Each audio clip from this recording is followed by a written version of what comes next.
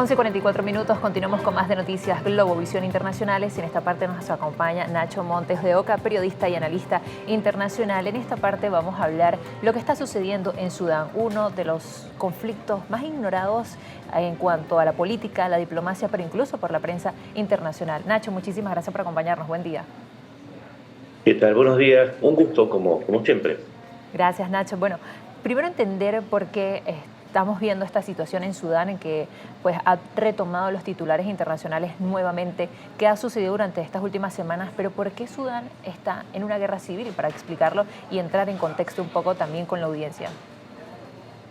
A ver, para entender lo que es el conflicto, es el desastre humanitario más grande del mundo, que como bien vos decís, muy poca gente lo trata, hay que entender que Sudán, además de la pobreza, sufre de una guerra civil que comenzó en 2003 y que básicamente es producto de una disputa entre las fuerzas de acción rápida, dirigidas por un personaje llamado Hemedti, que maneja los yacimientos de oro, que es la principal riqueza de ese país, y el gobierno sudanés, que a duras penas intenta resistir a los avances de este grupo que hasta el año 2023 era parte del ejército, pero ahora se ha dado vuelta y bueno, lo que tenemos hoy es que la ciudad de Al-Fashir, que está en la zona de Darfur, que es el epicentro de esta revuelta, que se convirtió en revuelta en guerra civil, eh, en esa ciudad ha caído después de un año y medio de resistir a las fuerzas de Hemedti, y lo que tenemos es a una población de 250.000 personas que lamentablemente en este momento está sufriendo una masacre por fuera del radar de la mayoría de las personas. Ahora, Nacho, quisiera rescatar algunos comentarios que haces a través de tus redes sociales. Hace tan solo minutos publicabas la magnitud realmente del desastre humanitario también que hay en Haití. Por ejemplo, escribes que existen 9.6 millones de sudaneses que son desplazados, un total de 14 millones de refugiados. De los 50 millones de habitantes de Sudán, 30 millones dependen de la ayuda humanitaria para sobrevivir. De ellos, 26.6 millones sufren riesgos alimentarios. Y cuando hablamos también de los centros educativos, incluyes una cifra de 90% que están cerrados, y uno de cada 10 niños no puede superar los 5 años de edad de vida por falta de nutrientes o enfermedades asociadas a la guerra. Estas son cifras impresionantes. Es que muy poca gente lo sabe, pero son cifras que superan a casi cualquier conflicto que vivamos. Eh, Hasta el día de hoy han muerto 300.000 personas. 300.000 personas es una cantidad inmensa, no hay ningún conflicto que haya generado tantos muertos. 150.000 en la última parte del conflicto, esta parte que empezó en 2023. Es decir, esa catástrofe humanitaria se está acelerando en una zona que además, y hay cifras que no he publicado, cerca del 83% de la gente en Sudán es pobre o es extremadamente pobre. Estamos hablando de un país que tiene un ingreso per cápita que no supera los $1.000 anuales, que la mayor parte de la gente vive con menos de $2 o $3 diarios. Y además de esto tienen que soportar una guerra que es una guerra de exterminio, porque se trata de una guerra de los tan Hemedti, que es una etnia de base árabe, contra el resto de las etnias que no son árabes, con lo cual también tenemos una limpieza étnica en curso. Es decir, todos los datos, todos los nombres funestos que podemos darle a un conflicto están presentes en Sudán, que además, y un dato más,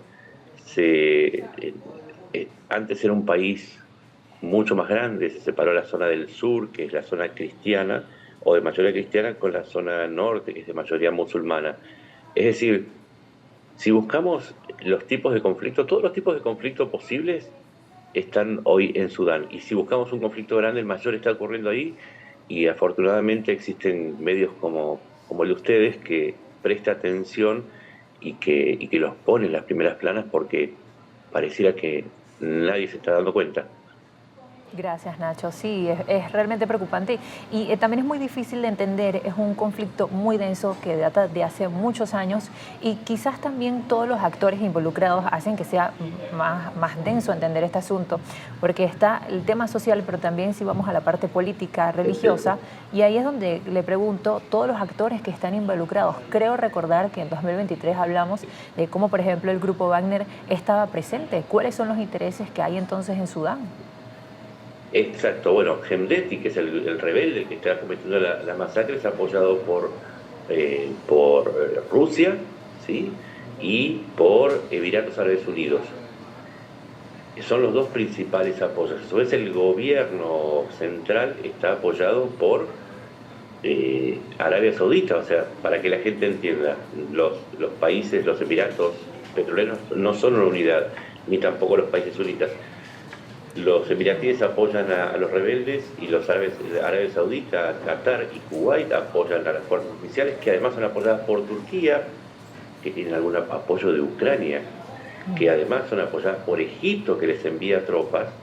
Y desde el otro lado también hay apoyos que vienen desde los rebeldes libios, también de grupos que están asociados a la esfera pro-iraní, como Hezbollah, pero todos concluyen que, para no hacerla muy complicada, hay una cantidad enorme de países, todos los países fronterizos están metidos en este conflicto apoyando a unos a otros, los sudaneses a los rebeldes, los chadianos del Chad también los rebeldes, Eritrea apoya al gobierno, pero lamentablemente son demasiados países que están metidos aquí y nadie hace nada. Y una observación, quiero aclarar que Estados Unidos intentó una mediación de paz con Arabia Saudita y con Emiratos Árabes Unidos, fracasó porque no tuvo convocatoria, y que Rusia está apoyando a los rebeldes, pero al mismo tiempo al gobierno central, porque quiere tener una base militar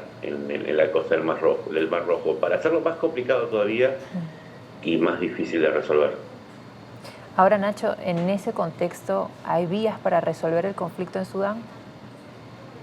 Sí, se necesitaría que los países que están fogoneando este conflicto eh, por lo menos hagan un esfuerzo para frenar el flujo de armas que llega a los rebeldes de Hemdeti. Cuando hablo de los rebeldes de Hemdeti estoy hablando de 100.000 a 150.000 hombres, no estoy hablando de un pequeño grupo.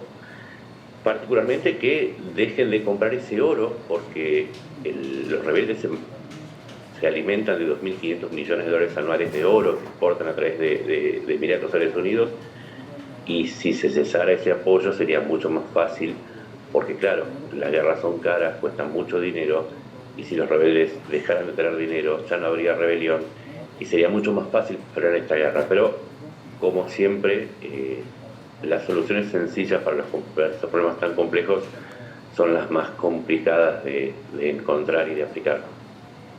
Muchísimas gracias por acompañarnos hoy, Nacho. Bueno, un tema que da, yo creo que para un programa entero o más. Sí, pero insisto, y gracias por tratar el tema, porque eso habla bien del periodismo que están haciendo. Muchísimas gracias, Nacho. Nacho Montes de Oca, periodista y analista internacional desde Argentina. Son las 11:53 minutos. Ya regresamos con más.